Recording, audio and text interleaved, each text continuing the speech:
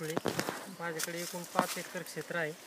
त्या क्षेत्रामध्ये मी 1.5 एकर कपाशीची ठिबकवरती लागवड केलेली आहे. आणि आपुलकी संस्थेनं जे बियाणं दिलं होतं 2 बॅग, त्याचं मी 4 बाय 1.5 या पट्टा पद्धतीनं लागवड केलेली आहे. तर मला त्या पट्टा पद्धतीच्या यानं जवळपास पाऊण एकरमध्ये मी लागवड झालेली आहे. 1 एकरमध्ये. तर या 1 एकरमध्ये जवळपास मला 15 क्विंटलपर्यंत उत्पन्न अपेक्षित आहे. आणि माझा आतापर्यंत एकूण 13 ते 14 हजार रुपयापर्यंत खर्च झालेला आहे. फवारणी, निंदणी, नांगरणी आणि कपाशीचा 500 रुपये क्विंटल नाही, कारण वेचणीला खर्च लागतो, तर मी ते वेचणी घरीच करतो. त्यामुळे माझे 500 रुपये क्विंटल मागं हे सुद्धा वाचतात. मला आणि हे जे तू लावलं साधारण याला किती महिने लागले? 4 महिने पूर्ण पीक यायला. ते 3 जूनला लागवड केलेली आहे.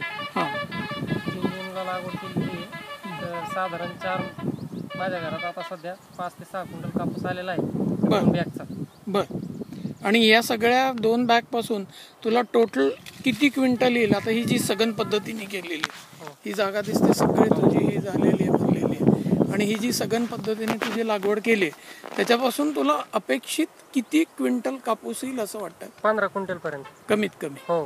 आणि साधारण जर रेट धरला आपण एक 4,000 रुपये धरला तर 60,000 रुपये तुला मिळतील त्याच्यापासून.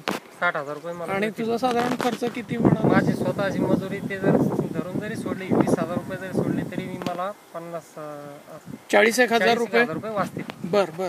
पण म्हणजे ही जी गारपीट झाली याच्यातून तुम्ही ज्या पद्धतीने केलं, आपुलकीचं काय थोडंसं सहकार्य आहे, पण तुमची त्याच्या मागची जी मेहनत आणि तळमळ आहे ती आमच्या दृष्टीने खूप महत्त्वाची, तुम्ही ती घेतलेली आहे. आणि त्यामुळे तुमच्या जीवनात एक चांगला बदल घडेल असं आम्हाला वाटतंय. आणि त्याच्यात आम्ही बऱ्यापैकी यशस्वी झालो असं आम्ही म्हणूया. ठीक आहे.